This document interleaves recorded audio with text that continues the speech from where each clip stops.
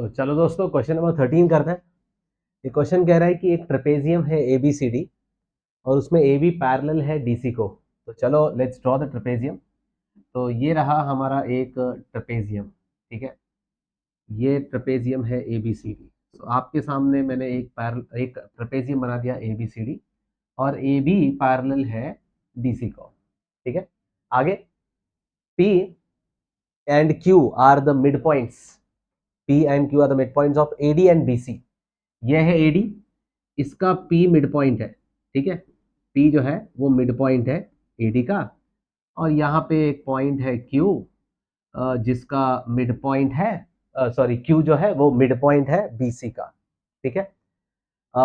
BP produced, BP को produce करना है। B किधर है, ये रहा। P किधर है, ये रहा। ये BP बना है और उसको प्रोड्यूस भी कर दिया, इसको कहेंगे BP प्रोड्यूस्ड। BP को प्रोड्यूस किया, ठीक है। BP produce needs CD produced, CD को भी प्रोड्यूस करो, C से D और ये रहा, ठीक है। BP produced and BC produced, sorry BP produced and CD produced meet at E, ठीक है। They meet at E, okay. Prove that, क्या प्रूफ करना है? P bisects BE, P BE का मिड पॉइंट है, ऐसा प्रूफ करना है। P बाइसेक्स BE, इसका मतलब ये हुआ कि P जो है वो BE का मिड पॉइंट है, ठीक है। तो कैसे प्रूफ करेंगे, देखो। P जो है वो BE का, ठीक है। P जो है ये जो BE का है, B का मिड पॉइंट है, कैसे प्रूफ करेंगे? उसके लिए मुझे BP और PE को इक्वल करना पड़ेगा। अगर PE और BP इक्वल हो गए तो हम कहेंगे कि P क्या है, मिड पॉइंट है, या P जो है वो बाइसेक्ट कर रहा है BE को, ठीक है। P जो है वो AD का मिड पॉइंट है, P AD का मिड पॉइंट है, और प्रूफ ये करना है कि P BE को बाइसेक्ट कर रहा है, मतलब P जो है वो BE का मिड पॉइंट है, ऐसा प्रूफ करना है, ठीक है। चालू करते हैं, लेट्स स्टार्ट। कैसे करेंगे? आपको उसके लिए क्या करना पड़ेगा, इन दोनों ट्राइंगल्स को, ये वाले ट्राइंगल को, ये वाले ट्राइंगल को और ये वाले ट्राइंगल को, नीचे वाले, ठीक है। इन दोनों ट्राइंगल्स को कॉन्ग्रुएंट करना पड़ेगा। ये ट्राइंगल, ये ऊपर वाला और ये नीचे वाला, ये दोनों ट्राइंगल्स को कॉन्ग्रुएंट करना पड़ेगा, ठीक है। और बहुत इजीली हो सकता है, ध्यान देना। कॉन्ग्रुएंट करने के लिए 3 रीजन चाहिए, हो जाएगा। देखो, पहला रीजन है वर्टिकली ऑपोजिट एंगल, राइट, ठीक है।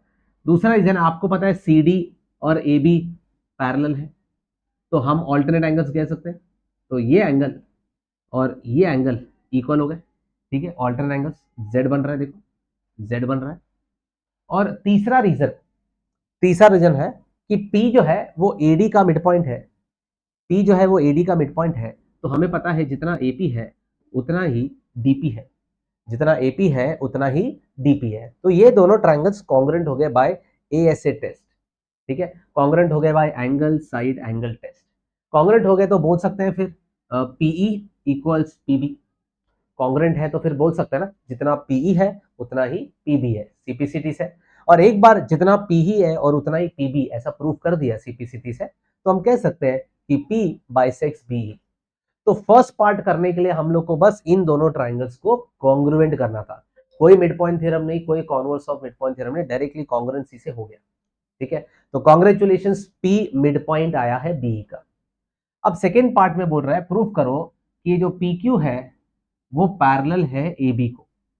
अब देखो दोस्तों, हमें प्रूफ करना है कि ये जो PQ है वो,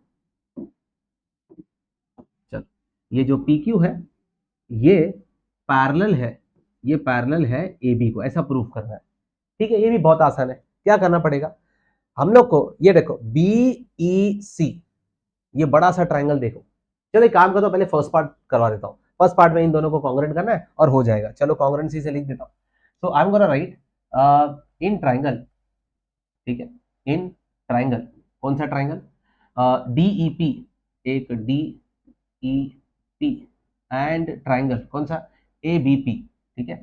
ABP, इन दोनों ट्राइंगल में पहला reason vertically opposite angle DPE is equals to angle APB, ठीक है, ए पी बी। दूसरा ये वाला बराबर जेड बना रहा है जेड, तो angle angle E D P, E D P equal है एंगल पी ए बी से। ठीक है, एंगल पी ए बी से। अच्छा ये दोनों क्यों इक्वल है? Vertically opposite angles. ये दोनों क्यों इक्वल है? Alternate angles. ये लोग ऑल्टरनेट एंगल्स है। ठीक है, और तीसरा P A is equal to P D. जो पी ए है वो पी डी के बराबर है, राइट। आई मीन पहले पी डी लिखते हैं। हाँ, पी डी ऊपर वाले ट्राइंगल का पी डी बराबर है नीचे वाले ट्राइंगल के पी ए से। क्यों ऐसा?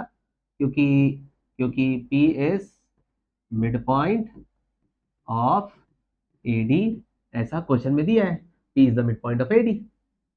So therefore, I can say triangle DEP is congruent to triangle ABP, ठीक है, by ASA test। और एक बार ये दोनों ट्राइंगल्स कॉन्ग्रुएंट हो गए तो आप सीपीसीटी से कह सकते हो कि इस ट्राइंगल का PE इज इक्वल टू, इस ट्राइंगल का PE इज इक्वल्स टू उस ट्राइंगल के PB से। रीजन है CPCTC। ओके, तो फर्स्ट पार्ट हो गया कि P बाइसेक्ट कर रहा है B को, तो PE इक्वल है PB को, तो we can say that therefore P bisects BE। That's it. आया बात समझ में? ठीक है दोस्तों, बढ़िया। अभी फर्स्ट पार्ट तो हो गया, अभी सेकेंड पार्ट कैसे करेंगे? ठीक है, इट्स वेरी इजी। आपको प्रूव करना है PQ पैरेलल है AB को। ठीक है, तो आपको करना क्या है, पहले आप ये ट्राइंगल देख लो, ये बड़ा सा ट्राइंगल ले लो। ठीक है, I hope you are able to see this. सो ये एक ट्राइंगल ले लो, ये ट्राइंगल में आपको मिड पॉइंट थ्योरम लगाना है। ठीक है, ये ट्राइंगल में आपको मिड पॉइंट थ्योरम लगाना है। ये रेड वाला ट्राइंगल लेंगे। बताओ दोस्तों, क्या मैं कह सकता हूं ये जो पॉइंट P है, ये जो पॉइंट P है, ये BE का मिड पॉइंट है? हमने अभी भी प्रूव किया कि P बाइसेक्ट कर रहा है BE को, तो आई कैन से दैट P जो है वो मिड पॉइंट है। ठीक है, P जो है वो मिड पॉइंट है B का। और Q क्या है? Q भी तो मिड पॉइंट है BC का। क्वेश्चन में दिया होता कि Q मिड पॉइंट है BC का, राइट। Q मिड पॉइंट है BC का, ये भी मिड पॉइंट है, ये भी मिड पॉइंट है, तो by mid point theorem I can say PQ is parallel to CD या CE, but CE is parallel to AB, तो hence PQ will be parallel to AB। That's it, इतना आसान है। तो बस ये रेड ट्राइंगल में हम लोग को मिड पॉइंट थ्योरम लगाना है। तो लिखता हूं मैं, हम लिखेंगे इन ट्राइंगल BEC, ठीक है, P is mid point of BE, Q is mid point of BC। तो by mid point theorem, by midpoint theorem I can say PQ is parallel to CE, PE is parallel to CE। और अगर PQ CE को parallel है, that implies PQ is parallel to CD, but I know that CD is parallel to AB। PQ CD को parallel है, PQ CD को parallel है, लेकिन CD तो AB को पैरेलल है। So this all implies that PQ parallel है AB को। आई होप समझ में आ गया, इजी सा।